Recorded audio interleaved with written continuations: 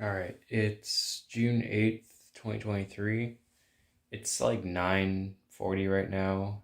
Um, if I'm being completely honest, I'm just really tired and I forgot to film something earlier. Not too much happened. I'll cover it tomorrow, but I have like some other footage that I'll probably use for this day, just kind of as like footage that I had from a previous day that was kind of too long to just lump into that same video. Um, yeah, I'll just put that here. Nothing bad happened. I'm just like, it's Friday. It's the end of a work week. Lots happened. At least like mentally, a lot.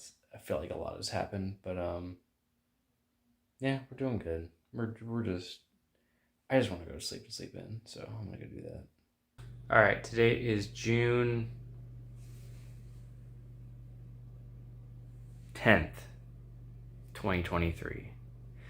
I have a very loose idea of what I want to do today, and that's basically just go to every single store imaginable from each different place in the world, find the European market, the Mexican market, the Asian food market, just go to all the different places today and just see what they have, just so I can have like a better idea of like my options for shopping, because I love like cooking and eating international food. So I just want to see like what interesting like proteins they have there, just like any like snacks or whatever, and just anything that'll really satisfy my need to consume large quantities of weird food, um, along with all the stuff I'm just gonna be buying normally. I'm gonna go to Safeway in like a few minutes to do that. I slept in today. I woke up around like 9 and just kind of took it easy this morning. I had a long week, a fulfilling week, but a long week. I mean, I knew my job's gonna be hard. Just like, it doesn't really hit you how exhausting working 40 hours a week is until you actually like do it. Like before that, I was working like 30 hours for my previous job, and I was like, those are easier positions, kind of. I was like, no, well, knowing that like I would leave those positions eventually. So like the actual stress for me to do well is just like, I don't need to be the best like worker out there. I just need to be good enough to last for 3 months. But now it's just like, I need to perfect this job and I need to work this job as best as I can. I need to find that work life balance just to make sure that I don't get burnt out. I'm like waking up every morning now and like, I don't know, I just don't feel right. Like I feel exhausted. I feel just like uneasy, and I think that's partially just due to like stress of like starting this new job and everything. But I'm thinking like, I don't want to experience this every single day. So today is also for exploring ways to sort of counteract that and just make me as comfortable as possible, or make me find like places or hobbies or things that I can do to make myself more comfortable. I've been like walking around like the trails and all that, but then what happens when it starts to rain every day and I have like nothing to do, or what's a hobby that's going to be easy for me to do that isn't going to stress me out and make me feel like I'm just wasting time? Because I have a tendency to like, come home from work and then just do nothing. And it's like, I don't want to do nothing, but I don't have the motivation or anything to like do anything else. So that's just what I end up doing. And I want to find a way to sort of limit that, fill my time with productive things instead of just sitting and waiting and not doing anything fulfilling. I kind of ran on a tangent there, but that's kind of just how I feel right now. It's not like a bad feeling. It's just like a realization of what I need to work on. My other plan today was to get some of the stuff sorted out with my some of my Oregon accounts and just like get those addresses changed and all that. Of course, the offices aren't even open today, which I didn't realize, so I can't do anything today, which sucks. So that's why I'm like shopping and doing all that stuff today. But I didn't even get to tell everyone about yesterday. So yesterday, I'm gonna switch over to this side now for variety. So yesterday, I was put with 2 more kids that I haven't worked solo with before. I think at this point I've worked solo with 6 of the 7 kids, and the one that I haven't worked solo with is pretty independent and pretty easy. So I'm not gonna be worried about when that time comes.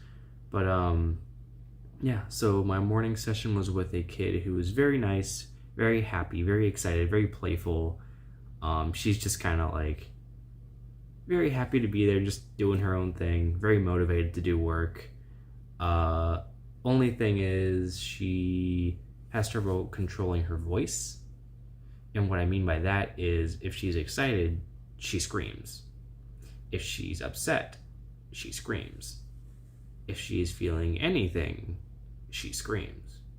Which, personally, I am not very fond of loud noises in general. So doing lessons with this kid who's just kind of just screaming randomly, and I'm just like, this ain't it. This ain't for me. But it helps knowing that like the kid is fine and the kid's just like nice and whatever. It's just like, I don't want to deal with screaming. I don't like screaming. But it's not like tantrumy either. It's just kind of vocalizations, just for whatever happens. And then we're trying to teach this functional communication skills. And, you know, at this point, she also knows, like, we need to use an inside voice. And you can ask for things. Like, do you want to go to this room or this room? Do you want slime or some other thing? And, you know, I think that session went pretty well. We didn't do too many lessons, honestly. But those first few lessons where I'm just, like, trying to pair myself with, like, fun things so that they like me more. And that's, like, an actual strategy you're supposed to do. And then my second session in the afternoon was with the kid who I was sort of nervous about doing a solo session with the most. And it's the kid who basically talks in all riddles. And I think I said this in the previous episode, but it's just like, she'll say random combinations of like names, locations, dates, other things. I think yesterday's was just like saying the names of different staff members, and then you have to say the name of another staff member, and if you don't say the right one, she'll get upset. Or at least that's what like usually happens. But she was really calm for my session, and just like, I think I got most of her riddles down, but there were even like a few where I didn't, and she was just like, you know, whatever, and just kind of like rocking back and forth in her chair like as a coping skill. Which, I mean, I'm happy that that session went well.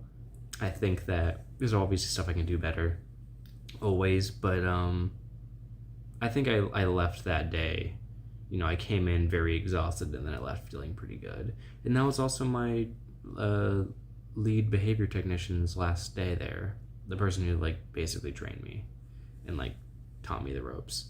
So it was kind of funny, like the first week where I'm like independently running my own sessions is the week that like she's leaving, and now I'm kind of being on my own. I have my coworkers obviously, but, and then yeah, I came back home yesterday and just kind of chilled, didn't really do anything. I had my dinner, but yeah, that's about it. I was gonna do some more I was gonna try to get my license again this weekend, but I think I'm just at this point I'm gonna wait until I get my bank statement just so I can have that proof of address, because as of right now I don't really have anything else that can prove that I'm here, just because like normally you'd show off your bills for this place or all those things, but I don't have access to those because I'm renting out a room, and I don't have a previous Washington license to prove my address either. So I basically have to wait until I get my bank statement, and then I can also use a piece of postmarked mail, which I can do that this weekend too.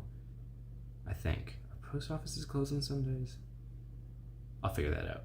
But I can do that too. And then I got my passport, which is finally here. My dad mailed it to me successfully. He also he also sent me a photo of my diploma, which he received, which is great. I have it, kind of. I might ask him to bring it to me when he comes up here in like a few weeks or whatever. He's coming up here for like a tennis tournament thing. He plays tennis. It's pretty cool. But yeah, I think today is just going to be dedicated to going to a bunch of different shops and just kind of exploring the area more. You know, use this time that I have away from work to just kind of like figure out where I should be going and how to maximize my time and how to just make sure I'm being productive. I'm officially convinced now that Washington drivers are just actually fucking incompetent and they don't know how to drive. It's not just me being bad at driving, it's them too.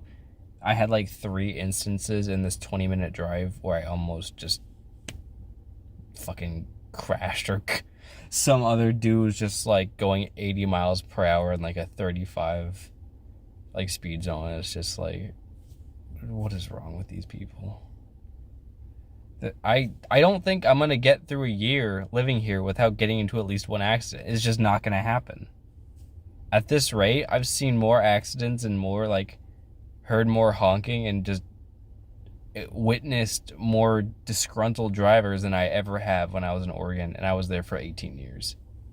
So everyone who says that Washington drivers are better than Oregon drivers, they're just incorrect. Sorry.